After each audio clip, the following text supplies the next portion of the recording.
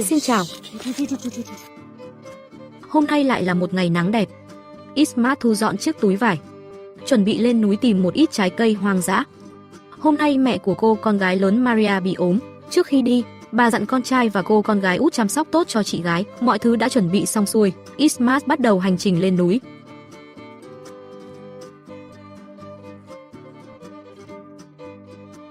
Lần này Ismart đi theo một con đường mà trước đây cô chưa từng đi qua. Ngọn núi hôm nay cô đến vô cùng nguy hiểm, bởi trên núi thường xuyên có thú hoang xuất hiện.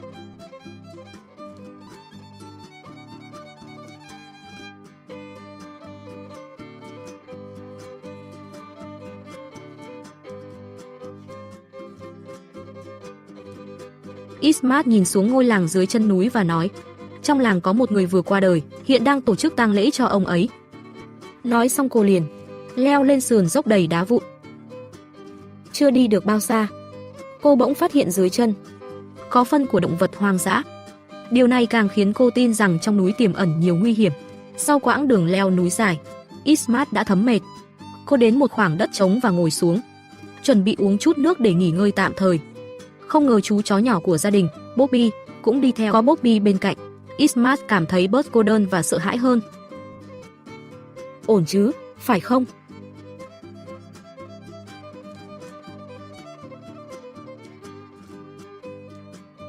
Sau khi nghỉ ngơi một lúc, Ismart đeo túi lên lưng và tiếp tục leo núi.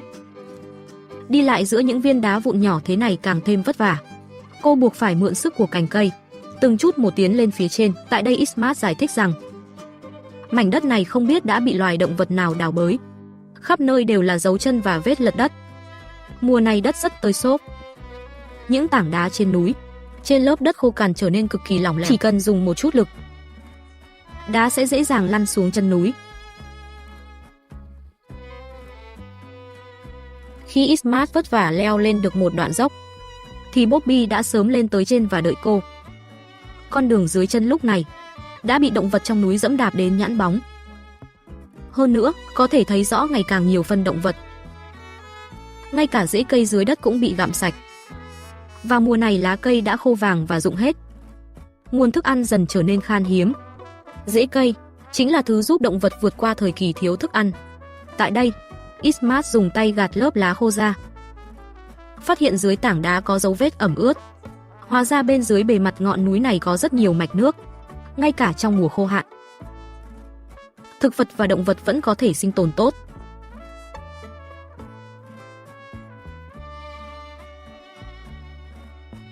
Sau quãng đường leo núi dài, Ismart cuối cùng cũng lên tới đỉnh núi. Dưới chân là con đường phủ đầy lá rụng chồng chất. Bên cạnh là những tảng đá lớn nhỏ chắn lối đi. Cô đeo chiếc túi vải, từng bước tiến lên giữa núi đá rậm rạp. Băng rừng vượt núi chưa bao giờ là chuyện dễ dàng, nhưng mỗi tiếng bước chân vang lên trên lá khô và đá núi đều như cuộc đối thoại của cô với núi rừng.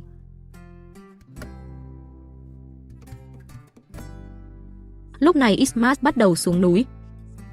Trên đường cô lại phát hiện thêm nhiều phân động vật, cùng những dấu vết hoạt động còn sót lại.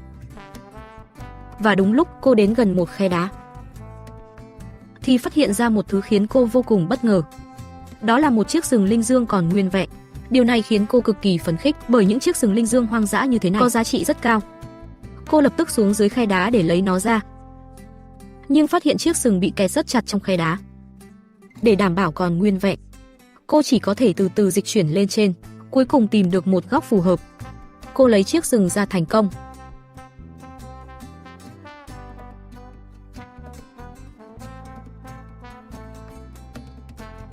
Cầm chiếc sừng trong tay, cô đến một chỗ bằng phẳng và ngồi xuống. Vừa nói cô vừa bảo, đôi sừng này đã nằm ở đây rất lâu rồi. Có lẽ con linh dương sống QCO đây khi đi kiếm ăn đã vô tình mắc sừng vào khe đá. Đến lúc vùng thoát thì để lại sừng tại đây.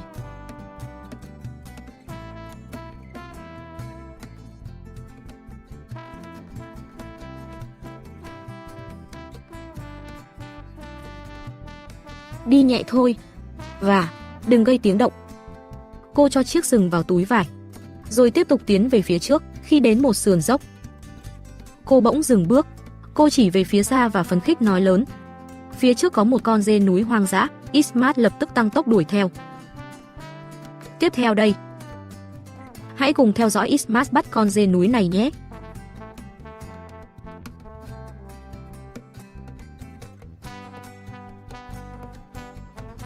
Cô đang nói gì vậy?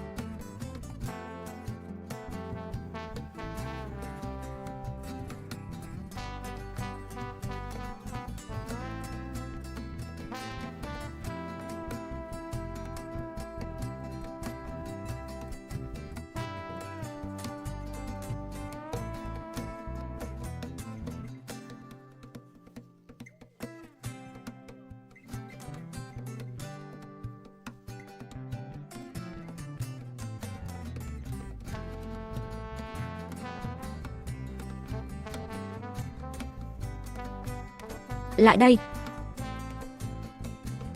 Nào, lại đây. Lại đây.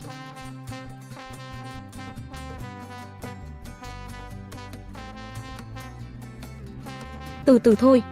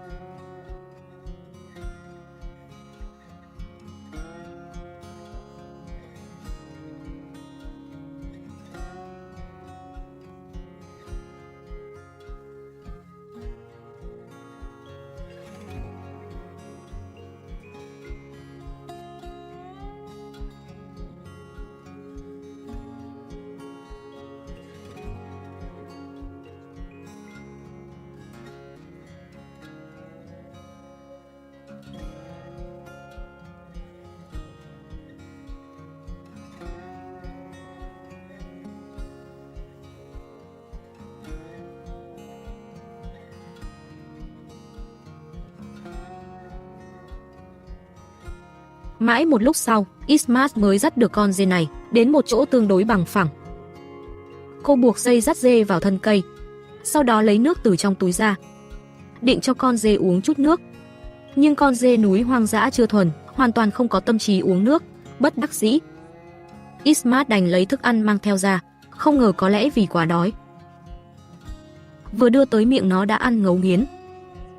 Nhưng khi Ismart cho miếng cuối cùng, con dê không biết nặng nhẹ, vô tình cắn trúng tay của Ismart.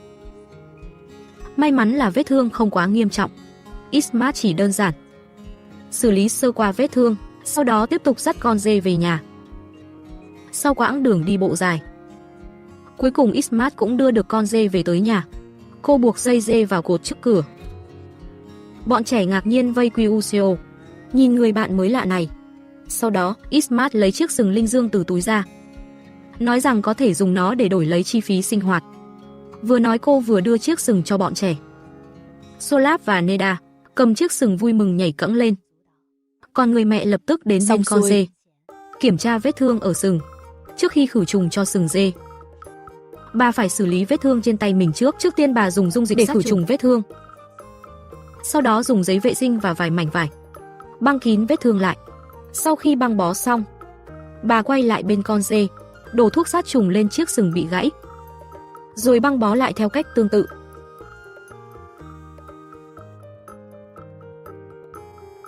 Sau khi làm xong tất cả, Ismart dắt con dê núi hoang dã vào chuồng, rồi mang đến một chậu cỏ cam thảo mà dê rất thích để cho nó ăn. Cuối cùng, Ismart gom đàn dê nhà lại với nhau, chừa riêng một khoảng trống để người bạn mới này dần thích nghi với môi trường nơi đây. Một tiếng súng vang lên, xe toạc thung lũng. 2 tiếng súng vang lên, đàn chim hoảng loạn bỏ chạy. 3 tiếng súng vang lên, mọi thứ lắng xuống. Buổi sáng sớm, gia đình Hojat bắt đầu một ngày bận rộn mới. Họ đang lùa đàn cừu ra ngoài. Chăn cừu là công việc mỗi ngày của họ, vẫn như thường lệ, lặp đi lặp lại, không cần chấm công, cả đời không có chuông báo thức, chỉ có cơ thể tự nhiên cảm nhận. Họ nuôi khoảng 50-60 con cừu. Số lượng tuy không nhiều, nhưng đủ đảm bảo cuộc sống cả năm cho gia đình. Sau khi lùa đàn cừu trưởng thành ra ngoài, họ lại lùa những con cừu non vào chuồng. Những con nhỏ này còn quá non, chân ngắn, sức yếu, gần như không có phương hướng. Một khi rời khỏi tầm mắt con người, rất dễ bị lạc, cuối cùng trở thành mục tiêu của chó hoang hoặc sói rừng. Lúc này Hojak đang chuẩn bị lên đường đi săn. Tạm gác thân phận người chăn cừu, anh lại trở thành thợ săn nơi núi rừng. Hojak kiểm tra lại số lượng đạn. Đây là đạn shotgun cỡ 12, loại đạn phổ biến nhất của súng săn. Bên trong thường chứa nhiều viên bi chỉ hoặc bi thép, phù hợp để bắn chim bay, thỏ rừng và cả heo rừng cỡ nhỏ đến trung bình. Trong môi trường núi non như thế này, vừa có thể bắn chim từ xa, lại đảm bảo an toàn, dùng linh hoạt, rất thực dụng. Hojak khoác lên lưng người bạn cũ của mình một khẩu shotgun 2 nòng song song. Họ tiến về phía bờ sông, bắt đầu hành trình săn bắn hôm nay. Mục tiêu của anh rất rõ ràng, con mồi hôm nay vẫn là như vậy. Xuất phát từ nơi ở của họ, đến bờ sông nơi chim hoang thường xuất hiện, không phải là con đường dễ đi. Không có lối mòn bằng phẳng, chỉ có đá trần lởm chởm. Có lúc còn phải dùng cả tay lẫn chân để leo. Hojak chạy chậm dọc đường, bước chân nhẹ nhàng, vợ anh theo sát phía sau. Anh sợ chỉ cần chậm thêm một chút, chim trên sông sẽ bay mất.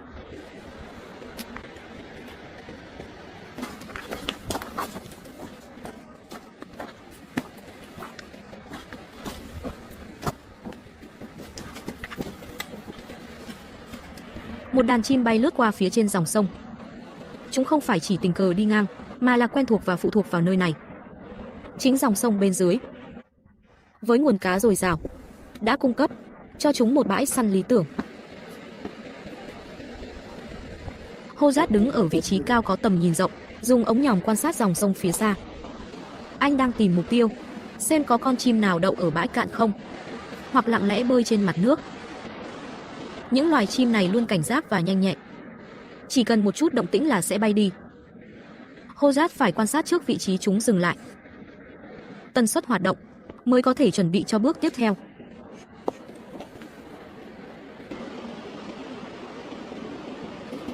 Hojak tiếp tục lên đường.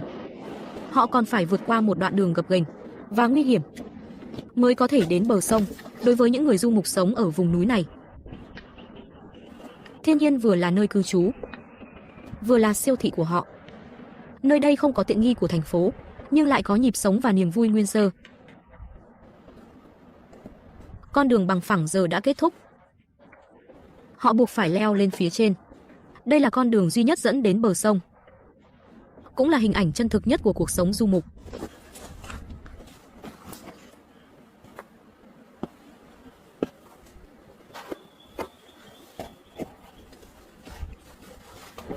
Con đường giờ đây không còn có thể gọi là đường nữa.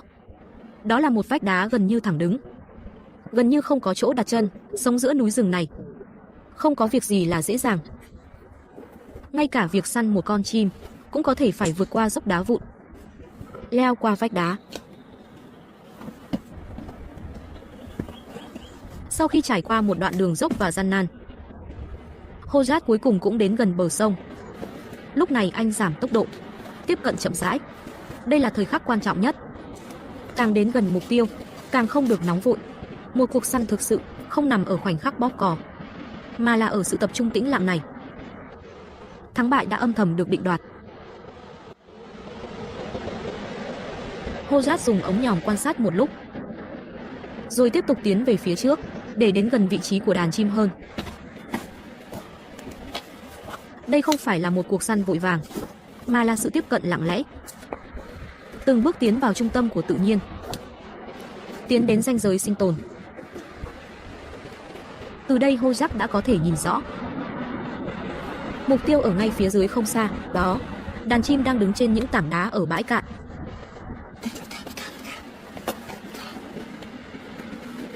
Lúc này trong lòng Hojak có chút phấn khích. Vượt núi băng rừng, tất cả là vì khoảnh khắc tiếp cận này. Con mồi đã ở ngay trước mắt, chỉ còn một động tác chính xác là chiến thắng. Anh không vội hành động, mà tiếp tục quan sát số lượng đàn chim và vị trí phân bố. Mật độ dày đặc như vậy cho thấy đàn cá ở đây rất phong phú.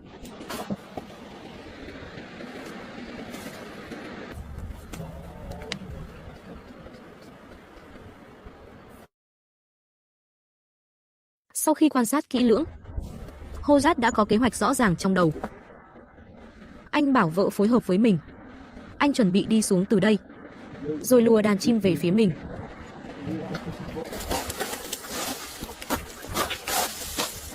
Anh đến bên bờ sông, lặng lẽ men theo bờ tiến lại gần. Đây là nhịp điệu quen thuộc nhất của Hojat, cũng là trạng thái anh thành thạo nhất. Ẩn mình tiếp cận, quan sát rồi nắm thời cơ tung đòn chí mạng. Ngay khoảnh khắc nghìn cân treo sợi tóc, đàn chim trong sông đồng loạt bay lên. Hojat nhanh chóng ngắm bắn, sau đó lập tức lên đạn lại. Tiếng súng thứ hai vang vọng núi rừng. Hai phát súng đầu tiên dường như không hạ được con mồi. Anh không nản chí, dù cho kinh nghiệm có dày dạn đến đâu, cũng khó đảm bảo mỗi phát đều trúng. Lúc này đàn chim trên không đã tản ra, chỉ còn lại một con lẻ. Hojat bắn phát thứ tư.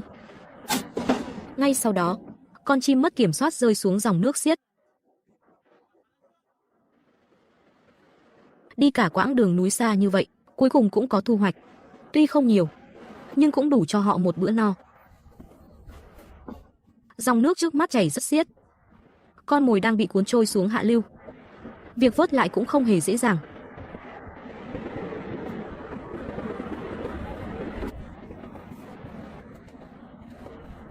Một lúc sau, tin tốt đã đến. Một con chim nặng đã bị nước cuốn vào bờ. Lúc này bất ngờ lại xuất hiện một con chim nặng khác, cũng theo dòng nước trôi vào bờ. Họ vốn tưởng chỉ bắn trúng một con. Đây là một con chim lớn hơn. Thân hình thon dài, lông màu xám, chân dài mỏ nhọn, là loài săn mồi vùng nước nông điển hình. Nhìn con chim mình săn được, Hojat vô cùng vui mừng. Một tay anh cầm con chim nhỏ, tay kia xách con chim lớn, nụ cười không giấu nổi trên mặt. Tuy nhiên cần lưu ý, đối với người du mục Iran, một số hoạt động săn bắn truyền thống được cho phép. Đó là sự dung hòa văn hóa chứ không phải miễn trừ pháp luật. Dù sao đây cũng là cách sinh tồn qua nhiều thế hệ của họ. Nhưng nếu họ săn động vật được bảo vệ cấp quốc gia thì vẫn có thể bị xử phạt.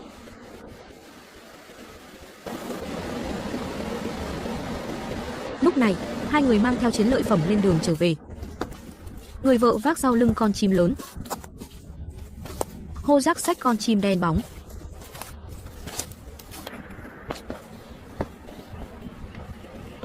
Hai người đi được một đoạn thì dừng lại, phát hiện con chim lớn vẫn chưa chết hẳn. Nó nằm vật ra đất, phát ra vài tiếng kêu yếu ớt. Đây chính là hiện thực mà người du mục sống trong núi phải đối mặt mỗi ngày. Họ dựa vào thiên nhiên, đồng thời cũng đối diện với sự khắc nghiệt của nó.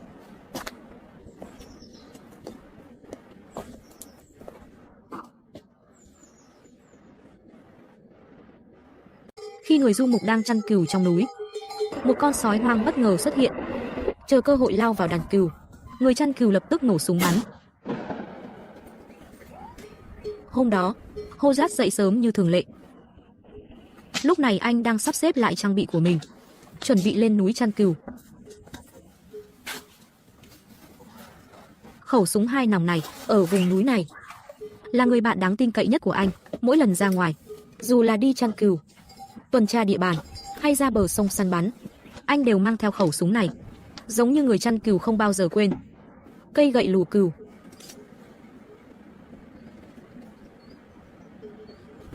Chị dâu đang buộc dây cửa gỗ đơn sơ. Hôm nay Hojat không chỉ đưa vợ đi, mà còn để chị dâu đi cùng chăn cừu. 3 người cùng đi, để chăm sóc tốt hơn đàn cừu rải rác trên núi. Sau khi chuẩn bị xong, họ thả đàn dê ra khỏi chuồng. Những con dê này sinh ra để thích nghi với cao nguyên và môi trường núi đá hiểm trở.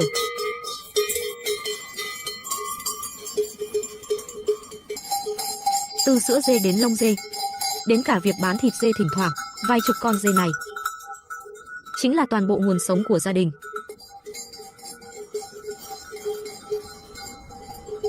Giờ họ bắt đầu lùa đàn dê, men theo thung lũng phía trước mà tiến đi. Đàn dê đã đến sườn núi trong khe núi. Họ tản ra phía sau đàn để tránh bị lạc. Chăn thả ở vùng núi hoang vu tách biệt này, nguy hiểm không chỉ đến từ địa hình. gia đình Hojat còn phải đối mặt với thử thách kép. Nhưng thứ khiến họ cảnh giác nhất không phải núi non, mà là những loài động vật hoang dã ẩn mình giữa rừng núi và thung lũng. Những kẻ săn mồi ăn thịt mới là kẻ thù nguy hiểm nhất của đàn dê. Rất nhanh sự cố đã xảy ra. Hojat vừa chạy về phía trước, vừa hét lớn, quát nạt con thú dữ, cố gắng dùng khí thế dọa lui nó. Chuyến chăn thả hôm nay vừa bắt đầu đã gặp thú dữ, đúng là không may mắn. Hojat hiểu rằng đi trong núi không có chuyện may rủi, chỉ cần sơ suất có thể mất vài con dê, thậm chí phải trả giá đắt hơn. Qua ống nhòm, Hojat cuối cùng cũng nhìn rõ. Đó là một con sói hoang đang len lỏi giữa các tảng đá bên kia bờ. Trong vùng núi này, sói là loài săn mồi phổ biến nhất, cũng là kẻ thù nguy hiểm nhất. Lúc này con sói có lẽ đã bị tiếng quát của Hojat làm cho khiếp sợ, đang tìm chỗ ẩn nấp. Dù con sói ở bên kia bờ tạm thời chưa gây nguy hiểm trực tiếp cho đàn dê, nhưng Hojat biết chỉ cần sói dám xuất hiện gần khu vực con người thì có nghĩa là nó đã xem nơi này là bãi săn. Hôm nay ở bên kia, ngày mai có thể vòng sang sườn núi bên này. Vì vậy dù nó đã trốn đi, cũng phải lập tức xua đuổi, để nó biết đây là lãnh địa của con người, không thể tùy tiện tiến vào, càng không được nhắm vào đàn dê. Hojat giơ khẩu súng 2 nòng lên, bắn về phía con sói đang ẩn nấp. Lần chạm trán này, may mà không xảy ra chuyện xấu. Họ đã kịp phát hiện con sói phục kích bên kia bờ và dùng tiếng hét cùng phát súng cảnh cáo để xua đuổi nó thành công. Loài sói nhút nhát này, sau khi bị con người uy hiếp trực diện, thường sẽ không quay lại trong thời gian ngắn. Khu vực này, chúng rất thông minh, biết nơi này có tiếng súng, có người canh giữ, sẽ tự nhiên giữ khoảng cách. Đàn dê gặm những bụi cỏ khô. Những bụi cỏ này trông không cao, màu sắc cũng vàng úa xám xịt, rất khó nhận ra. Nhìn từ xa, vùng núi này trông chẳng khác gì sườn đá trơ trụi hoang vu, hoàn toàn không giống nơi có thể nuôi sống gia súc. Nhưng thực tế, chỉ những ai thực sự bước vào núi mới hiểu, những bụi cỏ dại thấp bé này cùng các bụi cây và mảng xanh chen trong kẽ đá chính là nguồn thức ăn của dê núi. Chúng tuy không rậm rạp, nhưng phân bố rất rộng, giá trị dinh dưỡng cũng không thấp, đặc biệt phù hợp với loài dê chịu kham khổ, giỏi leo dốc. Hojat bảo chị dâu và vợ đi nhặt củi, chuẩn bị nhóm lửa nấu ăn, còn anh thì đi trông đàn dê. Thông thường, họ sẽ ở trên núi chăn thả suốt cả ngày, giữa chừng không về nhà. Lúc này, tầm quan trọng của việc có nhiều người thể hiện rõ. Đàn ông phụ trách trồng sói, trông thú dữ và trông coi đàn dê. Phụ nữ đảm nhận việc nấu nướng.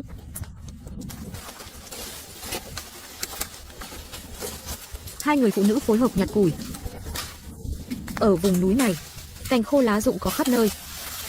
Nhiều cây già đã khô mục gãy đổ, cung cấp cho họ nguồn nhiên liệu tự nhiên dồi dào.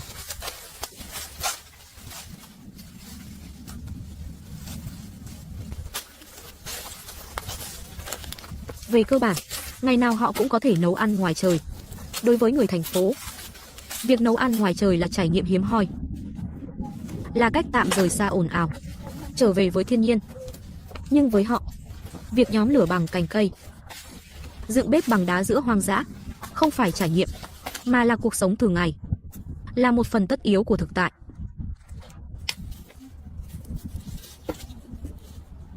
Gia đình Hojat là một gia đình du mục rất giản dị. Họ không có những câu chuyện kịch tính, cuộc sống của họ là những ngày thường thuần túy. Nhưng trong sự bình dị ấy, vẫn ẩn chứa những mạo hiểm riêng. Giữa núi rừng hoang vu này, nguy hiểm không cần sắp đặt, nó tự tìm đến. Như con sói vừa rồi, chính là một trong những mối đe dọa thực tế nhất.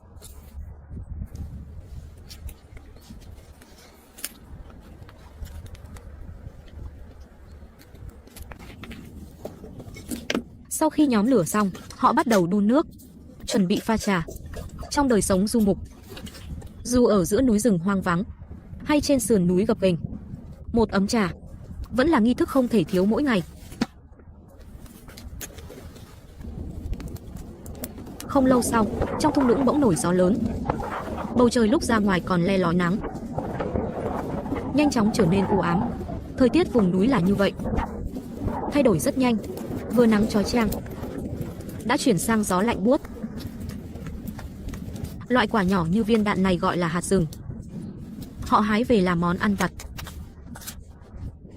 cần nướng chín rồi mới ăn. Chị dâu thử bẻ khúc gỗ to này. Vì không mang theo dụng cụ nên chỉ có thể dùng cách nguyên thủy, dựa vào thân cây làm điểm tựa để bẻ. Một mình không đủ lực, liền gọi em dâu cùng nhau dùng sức. Sau vài lần thử, khúc gỗ cuối cùng cũng bị bẻ thành nhiều đoạn. Trên vách đá xa xa, vài con dê đang kiếm ăn. Chúng đôi khi tản ra ăn riêng, có lúc lại đi cùng nhau 2-3 con. Thói quen kiếm ăn phân tán này giúp chúng mở rộng phạm vi tìm thức ăn trên địa hình núi đá gồ ghề, nhưng lại là thách thức với người chăn. Gió lớn vẫn gào thét trong thung lũng, ngọn lửa cũng bị thổi nghiêng ngả. Có vẻ gió đang ngày càng mạnh. Nếu mưa xuống, sẽ gây không ít khó khăn cho việc chăn thả. Hạt rừng đã nướng dậy mùi thơm. Sau khi nướng, vị đắng giảm đi nhiều. Ăn vào bùi và dẻo, giống như sự kết hợp giữa hạt dẻ và khoai. Hơi khô một chút, nhưng vẫn còn hơi đắng nhẹ. Với những người quanh năm chăn thả nơi núi sâu, hương vị này lại quen thuộc và khiến họ yên tâm. Cuối cùng Hojat cũng lùa dê quay về. Hai tay anh đã tê cóng. Nhiệt độ lúc này rất thấp.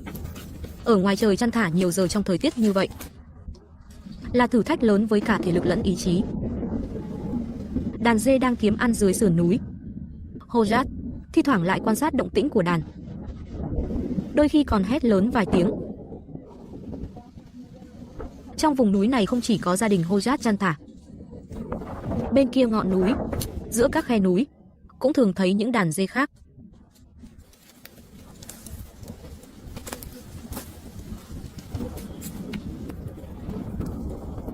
Giữa dãy núi gió thổi không ngừng này, một chén trà nóng là sự an ủi ấm áp nhất. Đó chính là cuộc sống du mục. Núi hoang rừng vắng, một đống lửa, một ấm trà, vài ba con người. Thời gian cứ thế lặng lẽ trôi qua.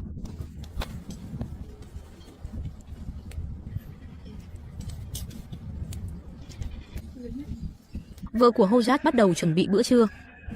Đây là phần bột đã được ủ từ nhà, đã lên men sẵn. Cho thêm chút muối, rồi bắt đầu nhào bột. Đàn dê từ từ tiến lên theo sườn núi. Chúng kiếm ăn khắp nơi, trông rất tự do. Đó chính là cuộc sống nơi núi rừng của người du mục. Họ giữa gió, trên sườn núi, giữa đàn dê, không ngừng tiếp diễn. Chị dâu lấy phần bột đã nhào, cán thành một chiếc bánh tròn dày, rồi đặt lên lớp cho nóng để nướng. Đây là cách làm bánh cho nguyên thủy nhất. Không có nồi, không có lò, chỉ có bột và một đống than tro.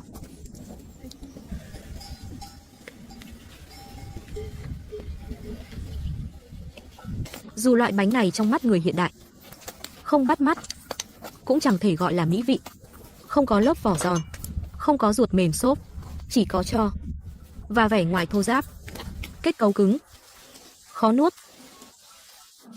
Nhưng với người chăn cừu, dù có hơi cháy và lẫn tro, vẫn là thức ăn giúp họ no bụng. Rất nhanh, trong thung lũng bắt đầu có mưa lất phất. Dù với gia đình Hojat đang chăn thả, đây là chút phiền toái. Quần áo ẩm ướt, đường núi trơn trượt, đàn dê dễ tản ra, thậm chí còn ảnh hưởng việc chuẩn bị bữa trưa. Nhưng trên gương mặt họ không hề khó chịu, ngược lại còn rất biết ơn cơn mưa này. Bởi ở vùng núi như vậy, một cơn mưa mang ý nghĩa rất lớn. Đất khô nứt được tưới mát, cỏ dại trên sườn núi, cây bụi và cây sồi lại hồi sinh.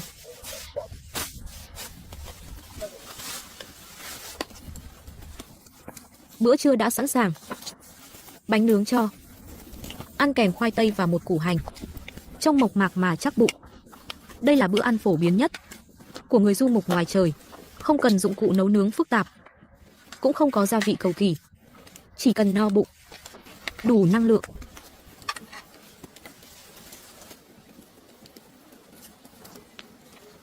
Ham roast ở pe.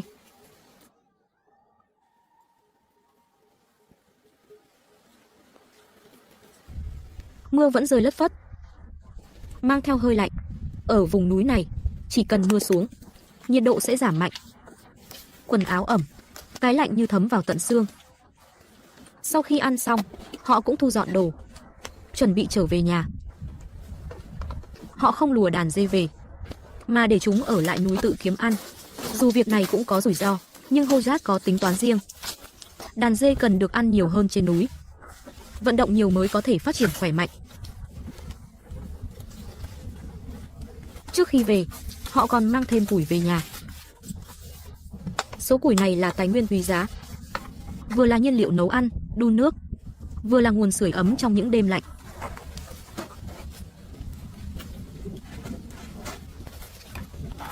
Những gia đình du mục như nhà Hojat không hề hiếm ở vùng núi này. Họ sống rải rác trong các thung lũng. Có người ở lều, có người ở nhà đá. Mỗi gia đình đều có đàn cừu riêng và nhịp sống, thói quen riêng.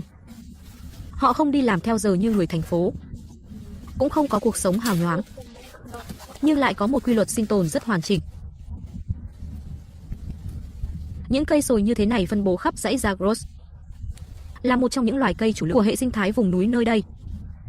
Chúng không chỉ chịu hạn tốt, thích nghi mạnh, mà còn phân bố rất rộng. Phần lớn rừng ở khu vực này đều là rừng sồi.